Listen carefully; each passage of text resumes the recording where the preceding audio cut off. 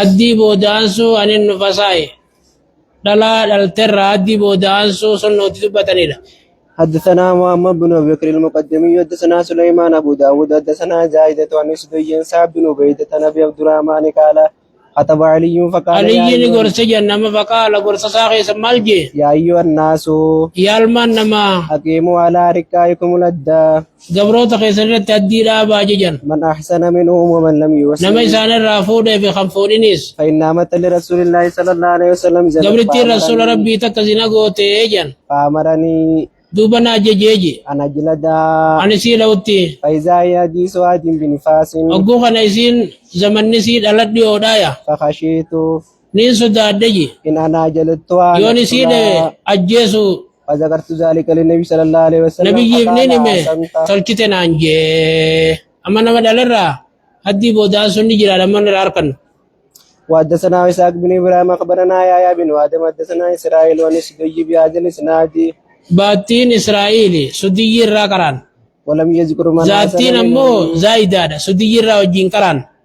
ولم يذكر إسرائيل دبنه من أحسن منهم ومن لم يوسني خنا ومن لم يحسن وزاد في الحديث وزاد الناس إسرائيل نيتي حديث قيست اتركها حتى تماثل لك سنة أنجيجي حتى تماثل hangar raisin dikatutti lakki sina anjeji باب ود الخمر حدثنا محمد بن مثنى ومحمد بن بشار hanga dikadlalama taqarab albara hanga qulqullaa dhiyaatutti maanaan akkana jechuu egaa dhiirri irraa dhaabbatee ulmaa keessaa baatee qulqullaa dhiyaatutti dhiisinaan jee aya baabu addil khamri addii farshoon dubbatan حدثنا محمد بن مثنى ومحمد بن بشار قال حدثنا محمد بن جابر حدثنا شعبة قال سمعت قتادة يحدث عن انس بن مالك ان النبي صلى الله عليه وسلم اتي برجل قد شرب الخمر فجلده بجريدتين نحو 40 قال وفعله ابو بكر فلما كان عمر استشار الناس فقال عبد الرحمن وخف الحدود 80 الرافلين الدواني سديت تمدوجي فامر به عمر 80 دفدا اكن سديت تمدو سنت مرجه ججن وحدثنا يا بن ابي بالحارث حدثنا خالد يعني بن الحارث حدثنا شعبة حدثنا قتادة قال سمعت انس يقول يا رسول الله صلى الله عليه وسلم برجل فذكرنا فذكر خالد دبته ناو فقاتا محمد بن جعفر حدثنا محمد بن مثنى حدثنا معاذ بن هشام حدثني ابي قتادة عن انس بن مالك ان النبي الله صلى الله عليه وسلم جلد في الخمر بالجريد والنعال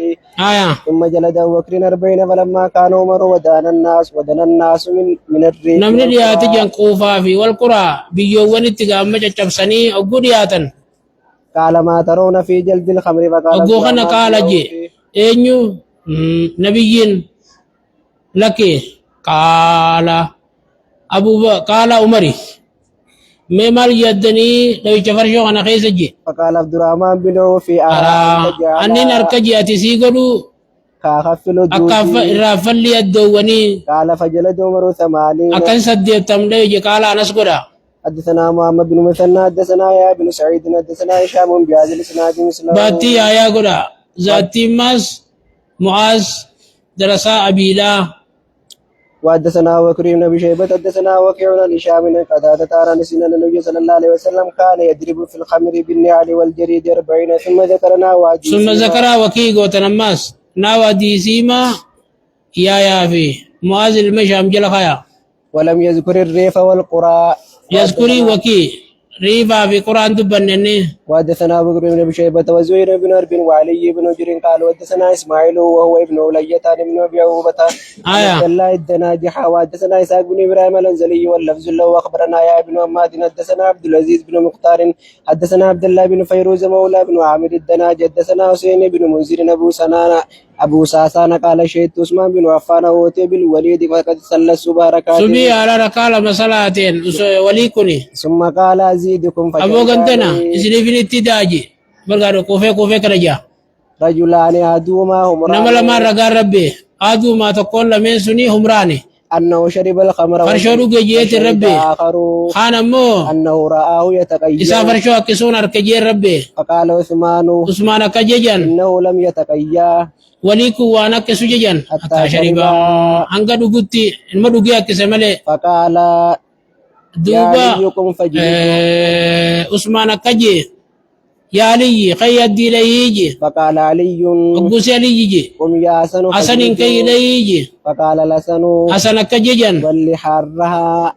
أو ويتوسي موتومسي من واللي تولى موسسي كربها أو ويتوسي نوم قبنو يتوسي رمويجي فكأنه وجد عليه أكن يجمع معنا سيمالي نوم الرد رانجير وندا واجي مالي أما نقوتني فكأنه كوانسا وجد عليه أبو متو آريتيان فقال يا عبد الله بن جعفر قم فجلده فجلده والي يوم أتى بلغ 40 فقال أمسك ثم قال جلد النبي صلى الله عليه وسلم 40 وجد أبو بكر 40 وعمر 80 وكل سنة وعذاب إلي سديتم كان النبي رجال تمجي جنينيس قال إسماعيل وقد سمعت حديث الدناج منه فلم أحفظه حديث الدناج لغانين دقيق منه علي الموجري فلم أحفظه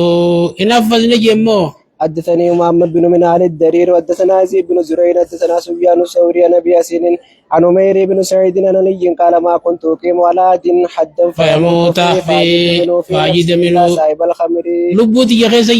يا ديون الكمال يتلن نما فرشو دغمله لانه اما نمشي فرشو دغو يود يلي غمان كفلجن صلى الله عليه وسلم لا يسنه ونين غمان كفلو رسولاته انغنا دا واجي خران غديني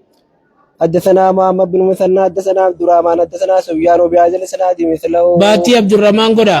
ذاتي يزيد بن زري غدا دمير غودي بتن كتاب جلت كتاب للاكنا سرد دي بيسا كتابه حالي سلانو موجه يسل الله آية باب قدر أصوات التعزير باب كان قدري ألنغا كتاتا أنغم نما كتاتني ألنغا غرمدون حدثنا أحمد بن عيسى حدثنا من وهب أخبرني عمرو وعن بكير بن الأشج قال بيننا نحن عند سليمان بن يسار إذ عبد الرحمن بن جابر فحدثه فأقبل علينا سليمان فقال حدثني عبد الرحمن بن جابر عن نبي بردة الأنصاري أنه سمع رسول الله صلى الله عليه وسلم يقول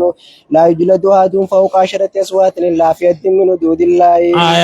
باب الحدود كفارات لأهلها الدين علي سيتي كفارة وانجو دليل راسترتي حدثنا يا بن آية تميمي وأبو بكر بن أبي شيبة وعمر الناقد وإسحاق بن إبراهيم وابن نمير كلهم عن ابن عيينة واللفظ لعمر قال حدثنا سفيان بن عيينة عن الزهري نبي إدريس عن عبادة بن سامت قال كنا مع رسول الله صلى الله عليه وسلم في مجلس فقال تبايعوني على أن لا تشركوا بالله شيئا ولا تزنوا ولا تسرقوا ولا تقتلوا النفس التي حرم الله إلا بالحق ومنكم فاجروا على الله ومن أصاب شيء من ذلك فعوقب به فهو كفارة له ومن أصاب شيء من ذلك فستره الله فأمره إلى الله إن شاء فعنه وإن شاء عذبه حدثنا عبد بن ميد أخبرنا عبد الرزاق أخبرنا معمر عن الزهري بهذا الإسناد وزاد في الحديث باتي معمر قدا ذاتي سيام بلينا قدا وزاد في الحديث فتلا علينا النساء الله يشركن بالله شيئا لا يتعلم حدثني إسحاق بن سالم أخبرنا شيء من أخبرنا خالد عن أبي كلابة عن أبي الأشعث الصنعاني عبادة بن سامت قال أخذ علينا رسول الله صلى الله عليه وسلم كما أخذ على النساء الدين قد يتلا أكما دلا الدين قدت مال قد الله نشهد بالله شيء ولا نسرك ولا نزني ولا نقتل ولا أولادنا ولا يعجز قرين كين قرين خجبان دربتشو ربو فمن وفى منكم فاجر ولا الله ومن أتى منكم عدا نمشي سر ما سياد لقي يتلم فوقيم عليه خدين رد بمه فهو كفارته الدين سن كفارة عتيف ومن ستره الله عليه فأمره إلى الله إن شاء عذبه وإن شاء غفر له حدثنا قتيبة بن سعيد حدثنا الليث حدثنا محمد بن رمين أخبرنا الليث ويزيد بن أبي أبي بن أبي الخير عن السناجي عن عبادة بن سامت أنه قال إني لمن القبائل الذي أرمد مينوتا رسول عدي قد الرأي وقال نبينا كجا وقال أبادانا كجي باعياناه رسول أديقو نجي على لا نشرك بالله شيئا ولا نزني ولا نسرق ولا نقتل النفس التي حرم الله إلا بالحق ولا ننتهب ولا نعصي فالجنة إن فعلنا ذلك يو خنا دل إن جنة وخنو ربين فإن خشينا من ذلك يو خنا الرماسيات الرواتك دل إن مو كان قداء ذلك مرتين سني كما ربي الجرايا وقال ابن رومين كان قداؤه إلى الله قداء مرتين سني موكول إلى الله كما ربي كفمت لا أجي باب جري الأجماع والمعدن والبير باب خنا بدي واني أفان بين بليست جري الجماعين بدي واني أفان بين بليست والمعدن بكا ما دين الراقوت كيس بوين مدوي وبئر إلى كيس قتين وبي جبار بدين سن بلاش كفلم توانجو حدثنا يا بن يا ومام بن رمين قال اخبرنا الليث حدثنا قتيبة بن سعيد حدثنا الليث بن شهاب عن سعيد بن مسيب وابي سلمة نبي هريرة رسول الله صلى الله عليه وسلم انه قال الأجماع جروها جبار والبير جبار والمعدن جبار وفي الركاز الخمس وحدثنا يا ابن يا وبكر بن ابي شيبة وزهير بن ابن وعبد الاعلى بن محمد كل من بن وعينة وحدثنا محمد بن رافع حدثنا اسحاق يعني بن عيسى حدثنا مالك كلاهما عن الزهري باسناد الليث مثل حديثه. باتي كلا جلا غايا قال النوسي مجرى. وحدثني ابو الطاهر ورملة قال اخبرنا ابن وهب اخبرني يونس بن شهاب بن المسيب وعبيد الله بن عبد الله عن ابي هريرة رسول الله صلى الله عليه وسلم بمثله. يونس جلا غايا خناس. حدثنا محمد بن ربيع بن مهاجر اخبرنا الليث عن ايوب بن موسى عن الاسود بن علاء عن ابي سلمة بن عبد الرحمن عن ابي هريرة رسول الله صلى الله عليه وسلم انه قال البير جرحها جبار والمعدن جرحه جبار والاجماع جرحها جبار وفي الركاز الخمس. حدثنا عبد الرحمن بن سلام الجمعي حدثنا الربيع يعني بن مسلم حدثنا عبيد الله بن معاذ حدثنا ابي حدثنا ابن بشار حدثنا محمد بن جعفر قال حدثنا شعبة كلاهما محمد بن زياد عن ابي هريرة عن النبي صلى الله عليه وسلم بمثل باتي محمد بن زياد جل غايا. كتاب لك ديتي باب كتاب انا مرتي مطول عليه. حدثني ابو الطاهر احمد بن عمرو الصريحين اخبرنا ابن وهب بن جريج بن ابي مليكة عن ابن عباس ان النبي صلى الله عليه وسلم قال لو يؤتى الناس بدعواهم لادعى الناس دماء رجال واموالا ولكن اليمين على المدعى عليه. وحدثنا بكر بن شيبة حدثنا محمد بن بشر النافع بن عمر بن مليكة عن ابن عباس ان رسول الله صلى الله عليه وسلم قضى باليمين على المدعى عليه. باب القضاء باليمين والشاهد. خافوفي رغاتك مرتي قالوا نجر منجرو. وحدثنا ابو بكر بن ابي شيبة ومحمد بن عبد الله بن نمير قال حدثنا زيد وهو ابن باب حدثني سيف بن سليمان اخبرني قيس بن سعد عن عمرو بن دينار عن ابن عباس ان رسول الله صلى الله عليه وسلم قضى باليمين والشاهد. باب الحكم بالزاهر واللعن بالحجة. زاهر مرتي قالوا واللعن بالحجة اما بكم سوجانا من بيخو مرتي قالوا بكم سوجاتي مرتي قالوا نمي تكم ما همنو يجوجاچون همنو ربي خو نجا قالوا. حدثنا يا بن يا التميمي اخبرنا ابو معاويه عن هشام بن عروه عن ابي عن زينب بنت ابي سلمة عن ام سلمة قالت قال رسول الله صلى الله عليه وسلم انكم تقتسمون الي ولعل بعدكم ان يكون لها نبي حجتي من بعد يقضي له ولا مانع مما اسمع منه ومن قطعت له من حق اخيه شيئا فلا ياخذه فإنما أقطعوا له قطعة من النار. حدثنا أبو بكر بن أبي شيبة حدثنا وكيع وحدثنا أبو كريب حدثنا ابن نمير كلاهما عن هشام بهذا الإسناد مثله. باتي كلا جرخايا. وحدثني رملة بن يحيى اخبرنا عبد الله بن وهب اخبرني يونس بن شهاب اخبرني عروة بن الزبير عن زينب بنت ابي سلمة عن ام سلمة زوج النبي صلى الله عليه وسلم ان رسول الله صلى الله عليه وسلم سمع جلبة خصم بباب اجرتي فخرج اليهم فقال انما انا بشر وانه ياتيني الخصم فلعل بعده من يكون ابلغ من بعد فحسب انه صادق فاقضي له فمن قضيت له بحق مسلم فانما يقطعة من النار فليحملها او يزرها.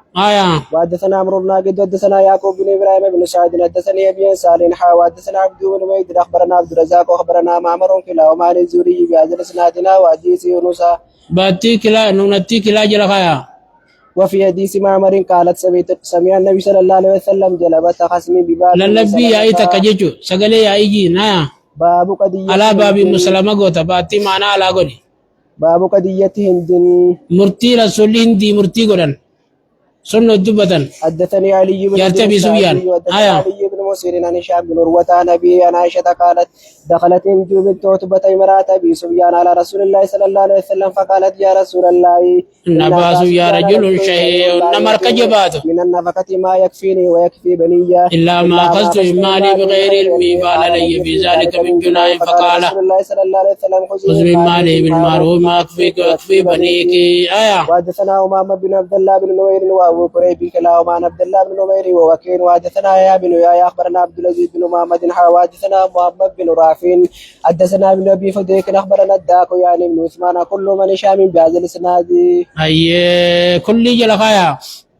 وحدثنا عبد بن ميد أخبرنا عبد الرزاق وأخبرنا معمر عن الزهري عن عروة عن عائشة قالت جاءت هند إلى النبي صلى الله عليه وسلم فقالت يا رسول الله والله ما كان على زار الأرض أهل خباء أحب إلي من أن يذلهم الله من أهل خبائك وما على الأرض وما على زار الأرض أهل خباء أحب إلي من أن يعزهم الله من أهل خبائك فقال النبي صلى الله عليه وسلم وأيضا والذي نفسي بيده كان نجال يا التجنين رسول الله إنما سبيان رجل ممسك فهل علي جرون أن أنفق على عيالي من مالي بخير إذني فقال النبي صلى الله عليه وسلم لا حرج عليك أن تنفقي عليهم بالمعروف حدثنا زهير بن حرب حدثنا يعقوب بن إبراهيم حدثنا ابن أخي الزهري عن عمي أخبرني عروة بن الزبير أن عائشة قالت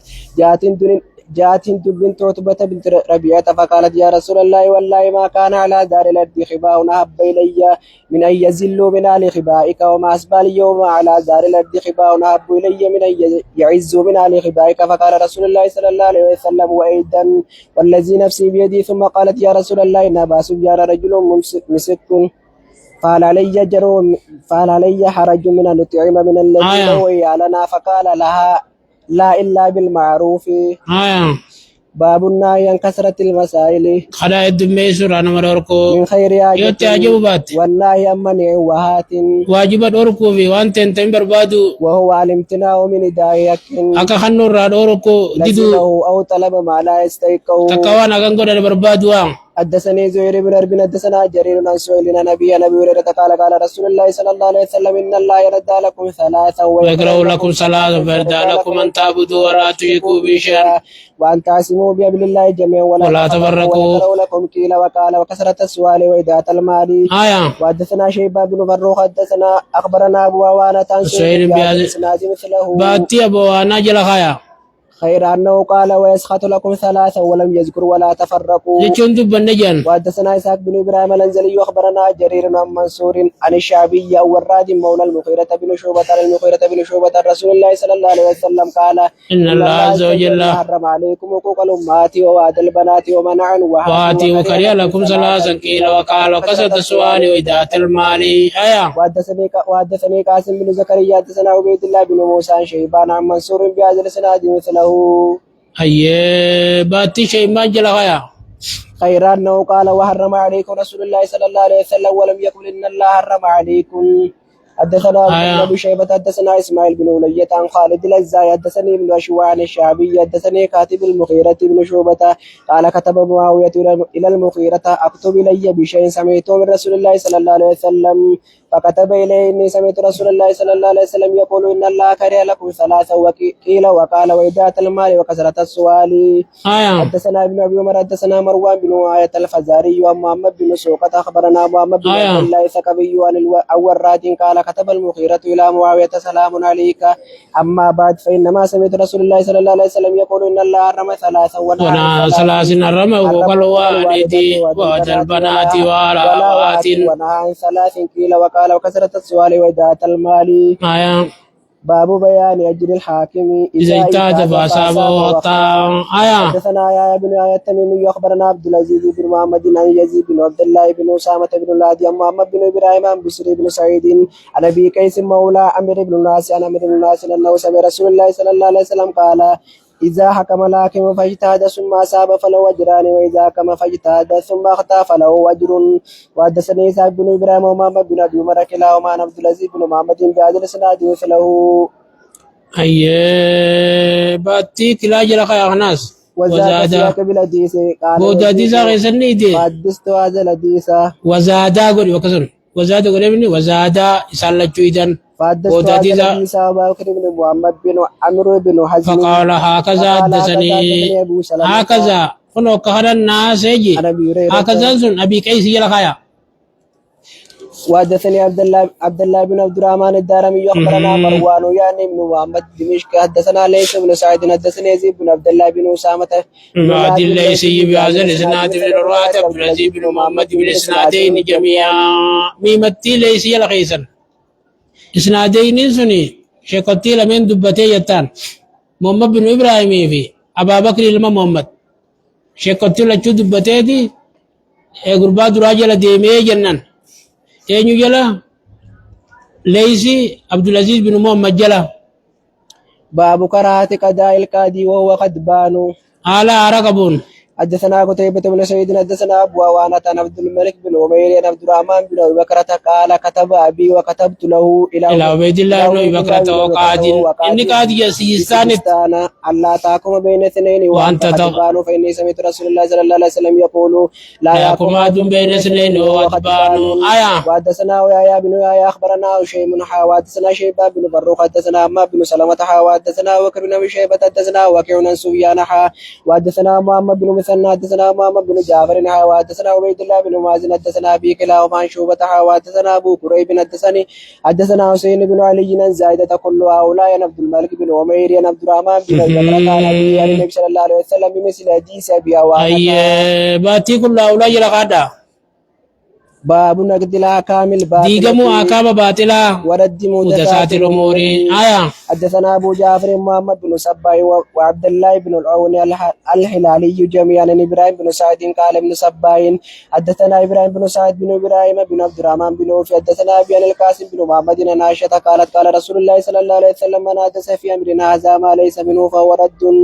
وحدثنا إسحاق بن إبراهيم وعبد بن ميت جميعا عن أبي عامر قال عبد حدثنا عبد الملك بن عمرو وحدثنا عبد الله بن جعفر الزهري عن سعد بن ابراهيم قال سالت القاسم بن محمد الرجل له 3 مساكين فاوصى بالثلث